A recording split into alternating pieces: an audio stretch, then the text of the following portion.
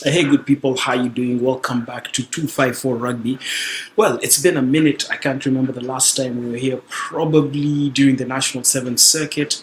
My name is Michael Kwambo, and as always, I'm joined by Walter or Rangi to talk about whatever it is going on in Kenyan rugby. I think we're going to have a look at Safari Sevens, a look at Floodies, a look at the Elgon Cup, and just stuff related to Kenya rugby as we're heading into the 24-25 season. Walter, how you doing, man?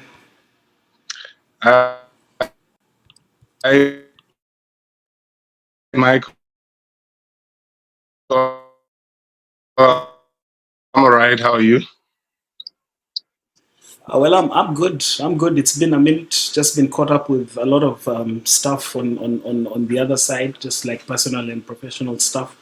But hey, here we are doing this. Yeah, a lot's been going on in the world of rugby locally. Those the Safari Sevens played in Machakos. Shuja again winning the title. How did that go? And obviously, after that, those Floodies, and then there's Elgon Cup. You're the guy on the ground. Maybe you can tell us what's going on, starting with starting with Safari Sevens, and then Floodies. Yes, Michael. As you've rightly pointed it out, we've not had a conversation for quite a while, and yeah, we. I mean, Safari Sevens was a different thing altogether this year. We had a chance to go out of town. We went to Machakos. And we're hoping for a different experience. Of course, the Kenya Rugby Union decided to take the games to Machakos, and yeah, it was one good weekend. Of course, I mean the Shuja team defended their title, but I'd like to talk about the team that won that tournament, and actually talk about the quality of the field that was on display for those couple of days, because it was a totally different Safari Sevens. Remember, we had a one session on Friday afternoon, one game each for, I guess, a couple of teams, if not all the teams. That is on Friday evening. And then we had 2 days of knockout rugby. That was on Saturday and Sunday, which ended up with the Shuja team being crowned the champions of Safari Sevens. Now, I mean, the final match was a match that we've all watched before. It was about Shogun, which was coached by Mike Friday, taking on a team coached by Kevin Wambua, that is the Kenya Shuja. Kenya had named two very good teams in the name of Morans and the Shuja team. And I had an opportunity to watch the Shuja and the Morans, and it was a very, very good game. Very many new faces in the team, and you could see that there is quite a lot of depth in terms of the players. And a special mention, of course, to the young boys who put up their hands, came in quite strongly, came in third. That is the Morans. And of course, the team that came up as the winners, that is the Shuja team, the likes of Ben Salem, who've been putting up their hands and asking for that opportunity. We had very good players in the names of Samuel Asati. Samuel Asati was very instrumental in creating a lot of spaces and, I mean, earning Shuja an opportunity. The scoring, attributes of Ben Salem. He could score, he could break the line, he could convert the tries. We had, I mean, a revelation in the likes of Brian Ondego, the guy who really puts a kickoff. It goes 10 meters, but it also goes 100 meters up in the sky. So it allows the arriving players opportunity to come through. So, yeah, it was a good opportunity. Kenya beat Samurai, Shogun, formerly Samurai. It was a 12-0 win, and we retained the trophy. I had an opportunity also to be part and parcel of the Lions team, the Egg Chasers from England. and they came in fifth. Talk about Uganda, who sent a very young team from across the border just to come in and test their depth also. So Coach Tolbert is also one that is looking forward to creating a stock of players. We also had an opportunity to watch the local boys that made a few of the franchises. We had the Red Whalers, who had predominantly the local boys who had come through from the National Seven Circuit, and they were quite decent.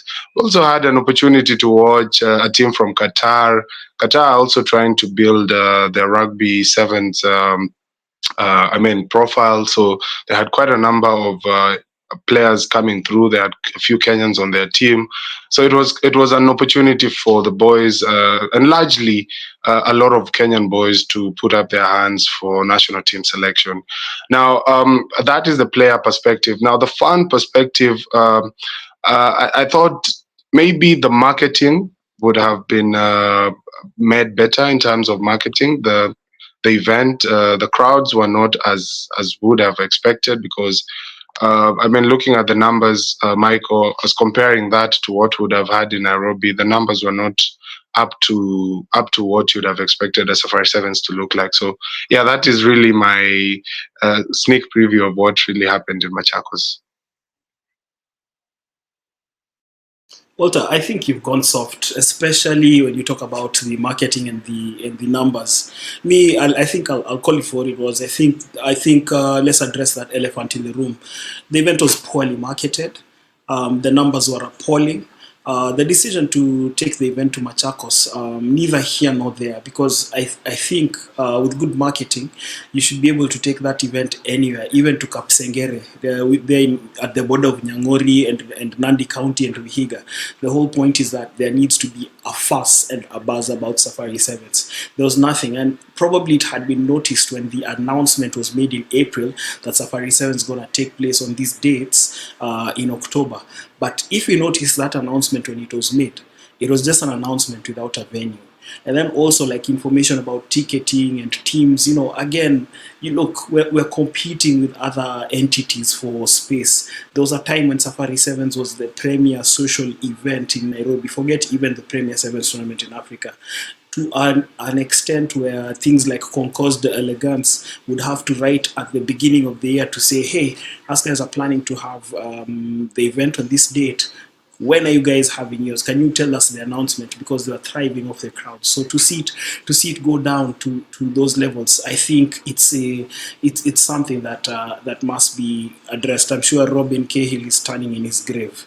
And then also, yeah, the teams were there, the players expressed themselves. But again, now speaking from the outside looking in, because previously I've been in the inside, the quality of teams has also been declining. But again, you see, when decision making is late in terms of like venues and all, this is what's going to happen. No offense against the teams that actually took part. We actually thank them for saving Safari Sevens, especially Uganda and Zimbabwe. Do you know those guys have been faithful supporters of Safari Sevens right from day one?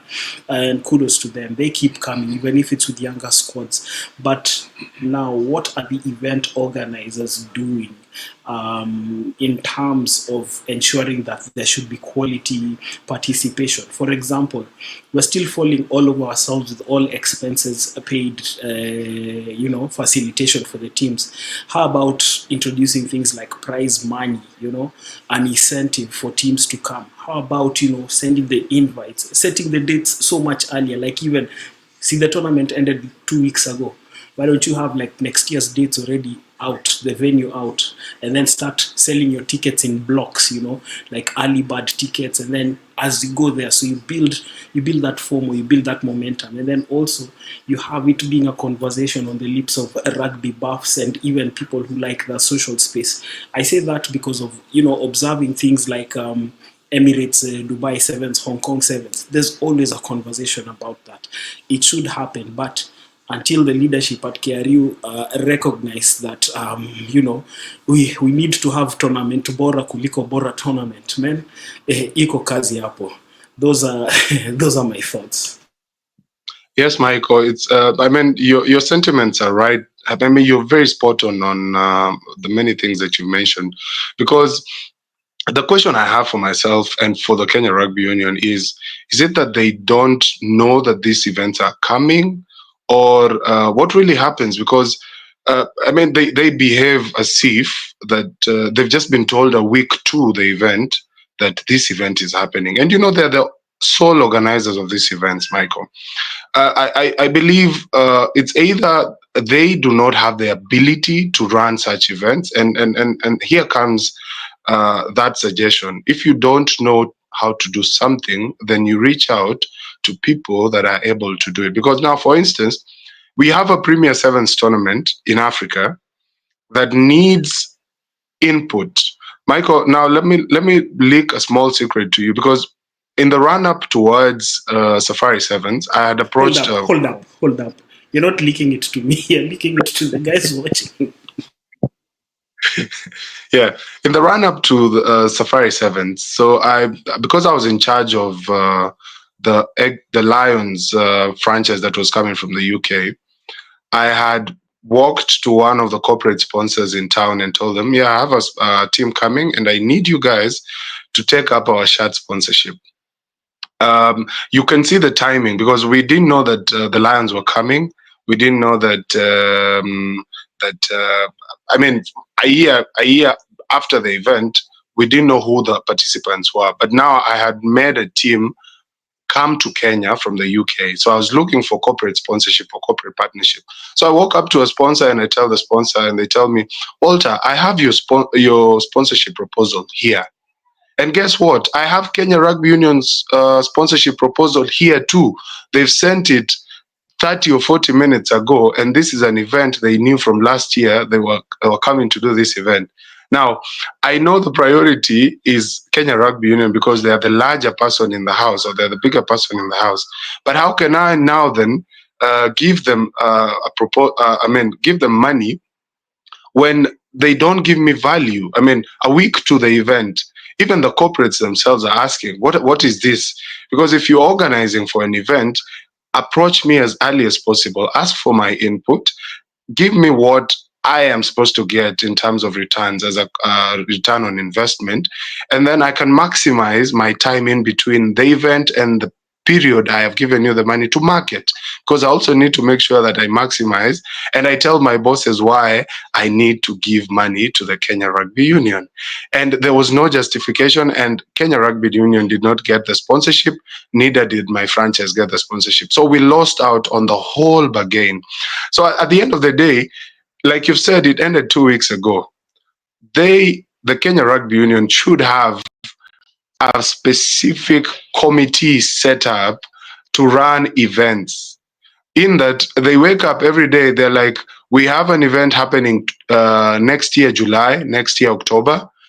This is what we're supposed to do from now until then." We have a local circuit, Michael, which we run through across 8 towns, or is it seven towns or 6 towns? But in that window of period where we have an opportunity to market our event, which is at the tail end of everything we are doing, there is no mention of Safari Sevens. There is no marketing material for Safari Sevens.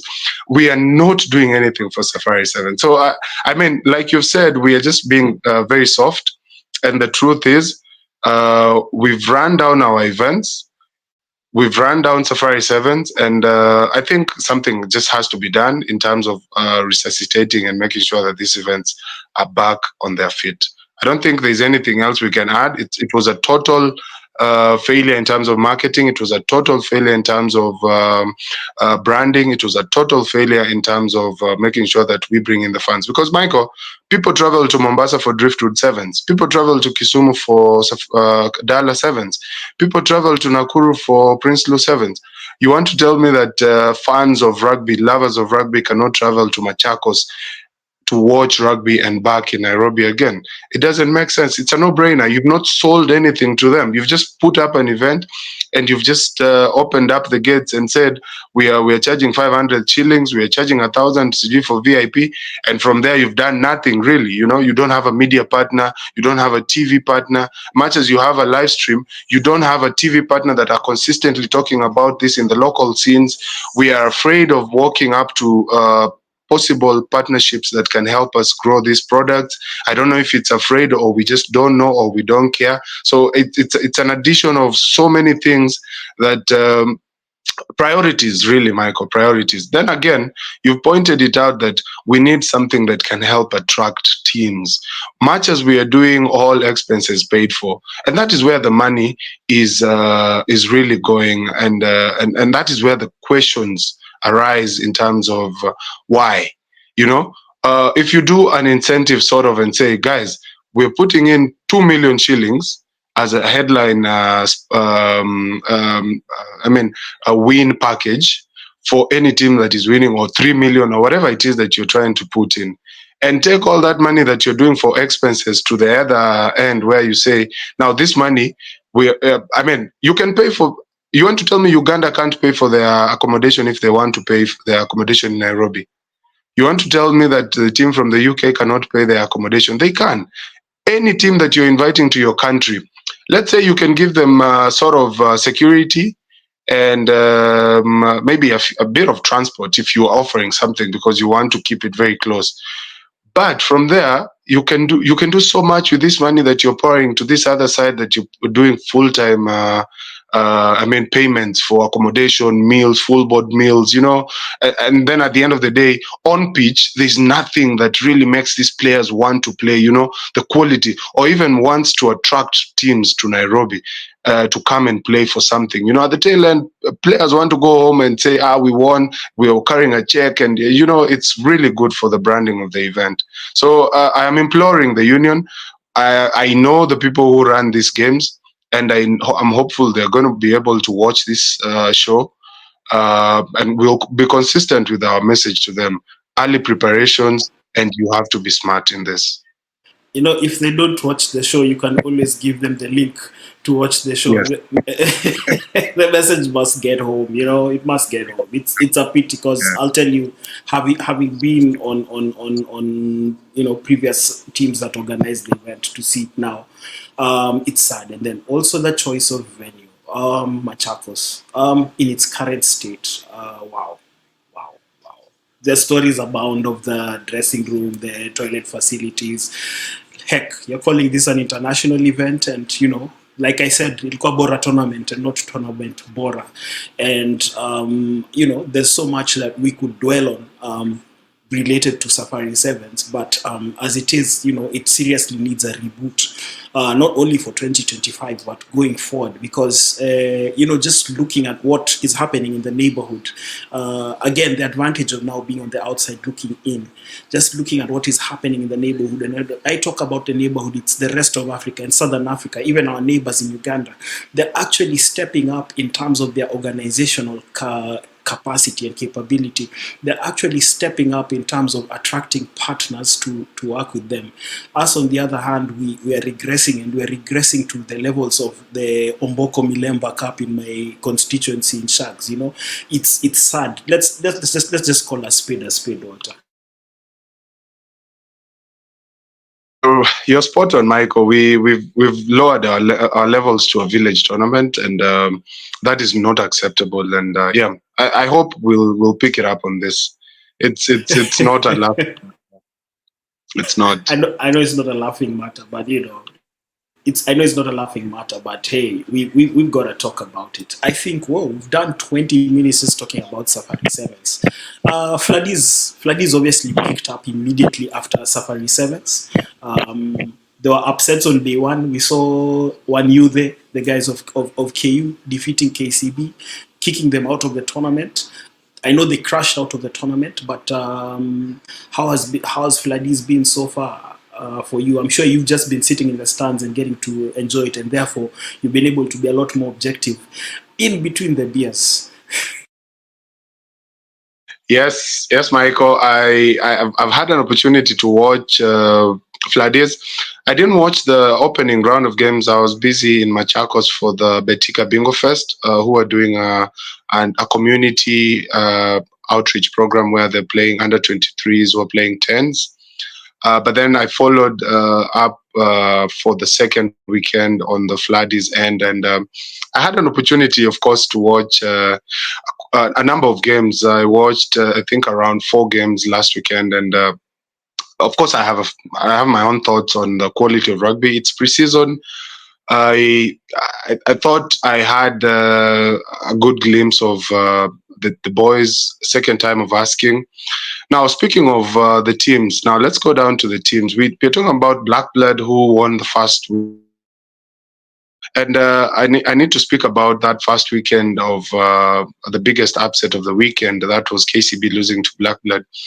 I thought, speaking from Oliver's perspective, the new head coach at KCB, uh, he went with a couple of changes, not even a couple of changes. He went with predominantly what you'd call his second string side to this opening fixture, because I feel like he wanted to look at the players and give them an opportunity. And I mean, look at his talk, and I thought he believed that he had a team that could qualify through that opening round. And shock to him, Black Blood were ready. Black Blood is a team that has been very, very stubborn. You remember that last year they beat Oilers at Floodies, and they had an opportunity of going against a weakened KCB side, and you'd back them any day to Maybe put to up a add hand. also, And remember they beat yes, Queens in Kenya Cup. I was at the Blood Bean when they beat Queens during the Kenya Cup.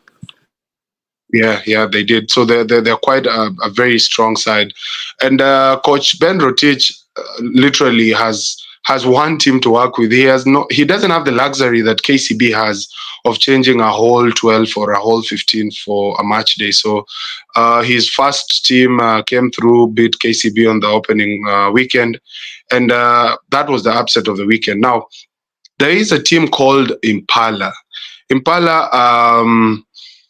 Remember, there were two sides of the draw. There was the side which had Impala, Nondes, then the side that had KCB, Black Blood, and of course Menengai Oilers. Now there were two different paths.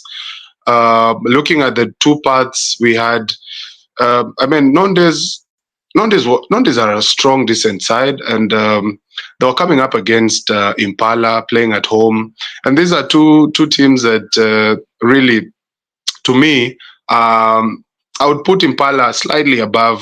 No, I'll put Nonde slightly above Impala, simply because they were in Kenya Cup last season, and Impala have just been promoted back into the league.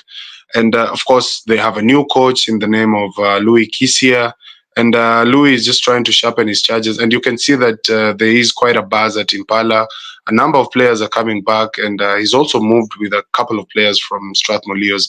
The only problem and the only issue he has is the season transfer window is not open. So I'm not sure if he's going to have those players take on the rest of the league in the opening fixtures of the Kenya Cup. But now, this being an invitational event, and you could see what Impala are building. Then the few players coming back, the likes of Samuel Liech, we have we have Ambunya, we have Makori is back. I mean, the old charges of Impala and a few players who are coming back from across the fence. That is the likes of Ambunya and company. So it's interesting to look at how they will fare moving into the final. Remember, they're playing Menengai Oilers in the final. I'll talk about the Menengai Oilers. They are a very good side.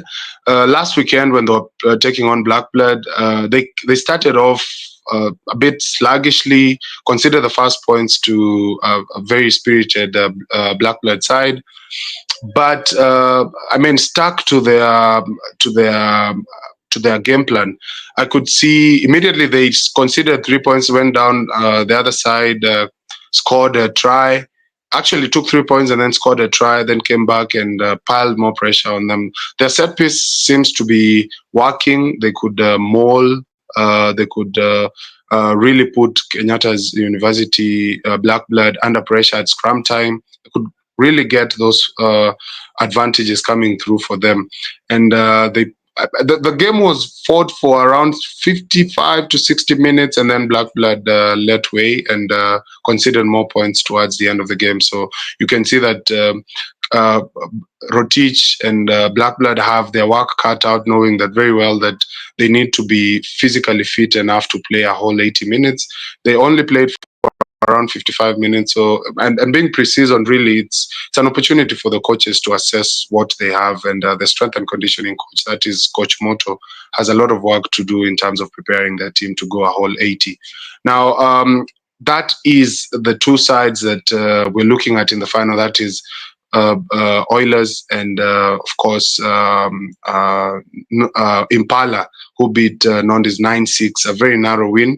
Now, that game, Impala versus Nondi's, Michael, reminiscent of, you remember the game we had between Nakuru and Cabras, semi-final match in Nakuru, where Okombe asked for a scrum down. And instead of taking 3 points to tie up the game, they asked for a scrum down and wanted to go over the line to get a 5-pointer to win the game. Same referee from back in the year, Constant 2015. Cup. Yeah, it was the 2015 season. Yeah. Yes, 2015 season. Same referee again at Impala. Nondes were camped in the 5-meter area of Impala, had one scrum, they were shoving, they were moving forward. Referee called for a reset. Had the second scrum, they were shoving, referee called for a reset. Had the third attempt, they were shoving, they were moving forward, referee called for a reset. Fourth time of asking, when the referee really should have had the whistle in his mouth to call for a penalty try, Nondes decided to pick the ball at the base of the scrum, same way Okombe did in 2015, attacked the line. Nondes did not score from that move. The ball was kicked back, and in that confusion, now then the players, you can see that the players can feel like nothing is working for them. They knocked on the ball and the game ended, and it was a bitter way of losing. And I really cannot sum up that. So I had fought game there for Impala. Impala are lucky enough to make it to the final, but I don't think that final is going to be an easy one for them. The Menengai Oilers, in the way they're playing, it's Impala really have to come up with a game plan if they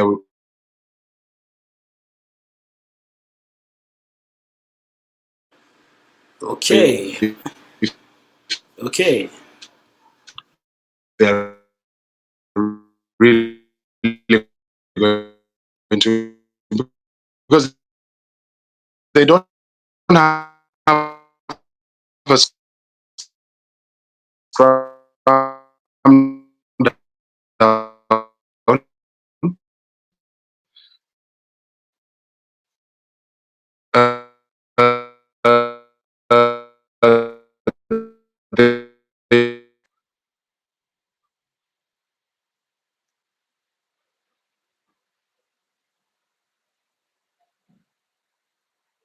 I kind of lost you for a minute there. Michael. Yo, somebody was trying to call you, I guess. Yeah, someone tried calling me. Sorry. Yeah, so basically that was our preview for that Floodies weekend, and I'm looking forward to next weekend. That is the final. And Michael, let me tell you, the fans came out. The fans really came out, and this is something to look at, because I think they are paying back for not going for Safari Sevens, and they're like, let's go this side. But you see also that thing of FOMO. I mean, there's some things that are basics. Let's not talk about how to market an event. Yeah, they've got it right. The others didn't get it right. I mean, Michael, again, a week before the Floodies, no, a week before Safari Sevens, we just had the legends put up a show at the RFA grounds, and the Man, it fans was came awesome. out. It was awesome. Why can't Kenya Rugby build up on that? If I speak, I can speak. Wajuaji ni wengi, lakini wasiojua wajuaji ni wengi. Yeah. Anyway, so Floodies came through. The fans came out. We had a good game. Now time for the final, Michael. I guess the final, we're gonna have a good view. sad that we will not have the final that we should have had. KCB and Menengai Oilers are shoulders above everyone in this competition. And in any case, if KCB had proceeded to the semis, they would have met Oilers, which meant one of the two would have gone out. The Oilers were on the same path with KCB, so which means would still have lost one of the two, but still a very good match to watch between KCB and the Oilers, because it would have given us a glimpse of what to look forward to this coming season. Yeah, well, that's great. Definitely a good build up to the 15th season. The Kenya Cup fixtures were released, but I think they're going to be affected. Reason being, Elgon Cup dates were announced. Then they were confirmed. Was it confirmed or whatever? Anyway, there was a bit of confusion around the dates, but anyway, they're out on the 9th and 16th. Kenya Cup kicks off on 16th, and that's supposed to be the return leg in Kampala. Before that, the Kenya Simbas squad was announced, and it was a 35-man squad, 17 from Cabras. Yes. Yeah. Maybe you can just give an insight into that. Yeah. Well, the Simba squad has been announced, Michael, and once again, Cabras top of the list in terms of the number of players that they've given, and you wouldn't really blame Cabras for this, because Cabras have been the strongest team in the league, and I mean, at the end of the day, we let's talk about it and let's be very, very objective. You want a player to be picked from KCRFC. Walter, let me pick up from there. You want representation from across the country. Walter, a national team is not a democracy. You go for the best players. If they're from one team, it's too bad. Hizo ni maoni zangu. Kama upendi pia, you can type on your status. Yes. They're typing now. They're typing and deleting. The truth of the matter is this, Michael. Cabras have been the best side in the league, and supplementing Cabras's efforts is the fact that they've been able to be selected to the national team, and that is no secret. Today, if you put up a Cabras team versus any other team in this country, nobody's going to beat them, not even KCB, because that was the final match last season, and we couldn't get anyone to beat them the whole season. Last season, really, nobody was able to beat Cabras. They've now earned a call up to the national team. Well, I have maybe an opinion on how best we can do this in terms of the coaching aspect up at the national team. Let's not confuse it with club level. But for you to have a national team, like you've said, it's not a democracy. You pick the best of the best, and the best have been picked. Now, the teams that are complaining and the people who are feeling aggrieved are the same people, Michael, that know very well that national team duty and how to be selected to the national team, they know how to do it. They know how to be selected. You have to be on top of your game. You have to be. You have to show the selectors that you deserve this. Now, yes, we could have very good players scattered across these teams, but Michael, we had an opportunity during the Super Series to look at these players in different franchises. And you had the final day of the Super Series where a combination of the teams on Ngong Road decided not to play. So there was a repercussion. There was, a reaction to this. These are players that we would have had an opportunity to look at a stage where they're totally away from their clubs.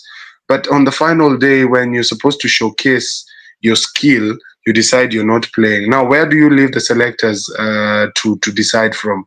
First of all, it gives away your attitude in terms of how you're able to play in a team environment. It gives away that small window of opportunity that you had been thought about.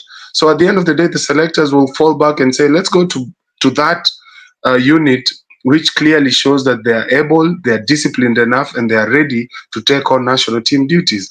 And that is what the selectors have gone with. And I don't blame them at the end of the day. You could have one, two, three good players at Nondis. You could have one, two, three good players at Queens. You could have one, two, three good players at Strathmore Leos. But together, as a team, they do not make what you need. They don't have the temperament. They don't have the ability to think around how to handle themselves as national team players. And they lost that opportunity to be selected. And it was very clear. By the way, the union made it very clear to these clubs that took part in that last minute derailment at the Super Series final that you lose an opportunity of playing in the national team. And KRU, I don't think, has cared enough. They've gone ahead and made the point and selected the players that have the ability to think around the Kenya Simba's platform. Now, Michael, where does that leave now the Simbas? The Simbas have an opportunity. They've selected 35, 17 from Cabras. Now we move. We collect what we have. We move and we train and we get ready for Uganda, both home and away. And I back the current Kenya Simba selection because they've gone with the Menengai Oilers. They've gone with a few KCB players. They've gone with a few Cabras. Predominantly a larger Cabras team. Those boys are able to represent the country. Now, all they need to do is come up with a totally different way of playing a test match for the national team, and we have a solid national team to take on Uganda. Yeah, those are your thoughts on that. Me, I made it very clear. I said it's not a democracy, so it's been chosen. Those are the guys wearing the shirt. I don't think it's going to change. I think for me, my only pet peeve that I have is with the confusion around the dates, because I recall there was a time the Kenyan and Ugandan unions had actually synced their calendars in such a way that both league seasons would end within weeks of each other, and there would be a window, and then there would be tournaments, including the Super Series and then the Elgon Cup. But all that changed, I know, because of the pandemic. But it doesn't mean, that you twist things around. The reason I say that is that for the longest time, we waited for the dates for Elgon Cup, and then they were announced. And after being announced, another statement came out that, again, the dates have been changed. Got quite a number of friends in Uganda who, for example, were looking forward to come to Nairobi for the away fixture. And, these little things also mess them up. And again, if these are things that can be cast in stone in the calendar quite early, when you release the fixtures for the 2020 whatever season, for the next season, you actually set these dates as well. In terms of planning again, and just in terms of getting resources to get these tournaments going, it can be good because for me, there's people who probably don't think that the Elgon Cup matters, but one, it's been played since 2004. It's the biggest rugby rivalry between nations in Africa, if you didn't know. It even got a mention in World Rugby a few years ago. There's a tradition about it, but we seem to be playing it down, whether by intent or, by just sheer incompetence. But I think we need to get our acts together in terms of planning, in terms of, setting out calendars so that we're able to get more people attending not only such games but also the league fixtures as well. Yes, Michael, like you pointed it out, it's either lack of planning or incompetence, or it's just because it's the same trajectory from Safari Sevens that is spilling over to the Simbas and the Elgon Cup. Lack of awareness of dates, lack of readiness in terms of preparedness for such an event, because I mean it's a cross-border rivalry. We are looking at the biggest rivalry, just like you pointed it out, in Africa in terms of rugby 15s. It's a product that, if well sold, I mean, between Nairobi and Kampala, these are two great cities, and you can get so much in terms of branding and marketing and placement, and you can get so much if it's done so well.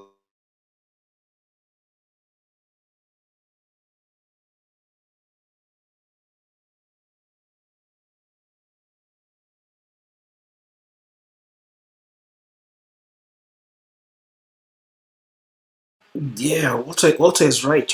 I think just getting things together having a plan, having a roadmap should be able to. Just trying to fill in the space as Walter deals with his technical issue. Probably somebody's trying to call him on the phone as So we come to the tail end.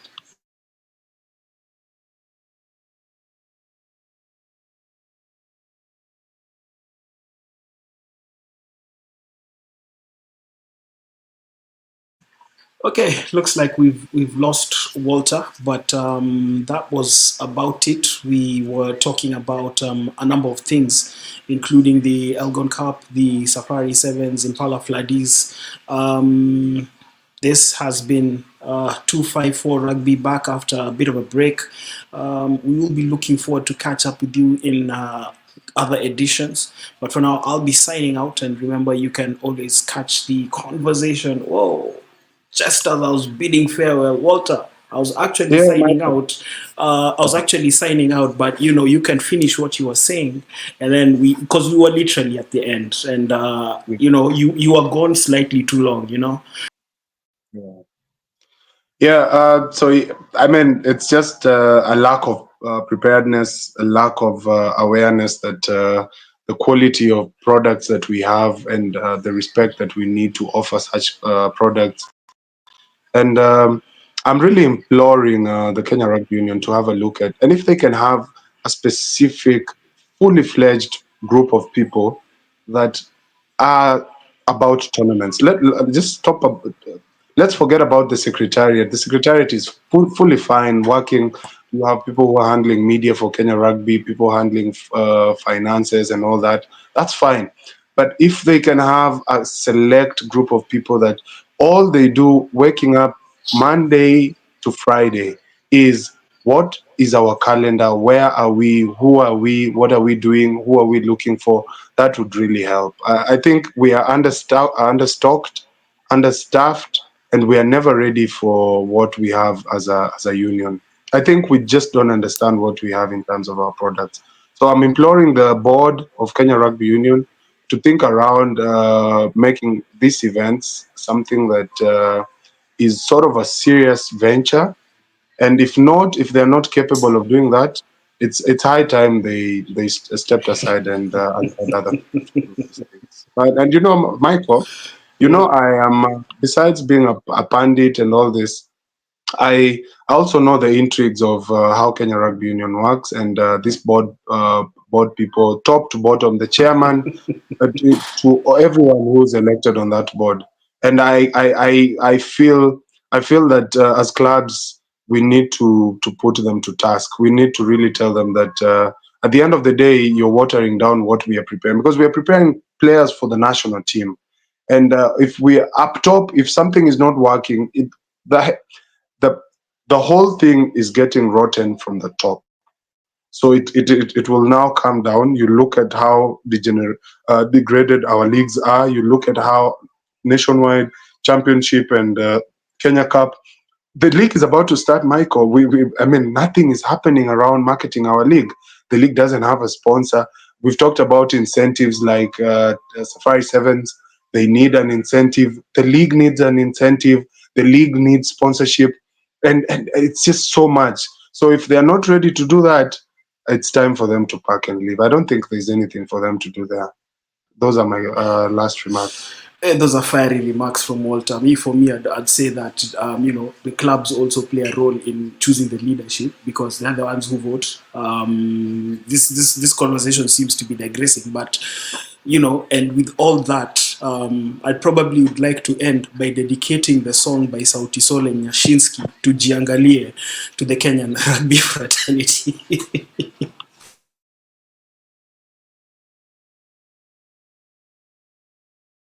Tujiangalie, tujipime na tujitambue. Sisi ndio wale wale. Ama namna gani, my friend? Ndio hiyo namna hiyo, my friend. Sawa sawa. So well, it's a wrap. This has been quite an interesting edition. We've really just gone off the rails with this episode of 254 Rugby. Maybe we should be going out on more breaks before resuming. But thanks for your time. We catch up again next week. Let's try and be a lot more consistent going forward. I know we've done well so far, and let's be consistent. And to everybody who's watching us, we'll try to be as consistent and as open as possible going forward. All right. Thank you so much, Michael, for having me, and see you on our next episode.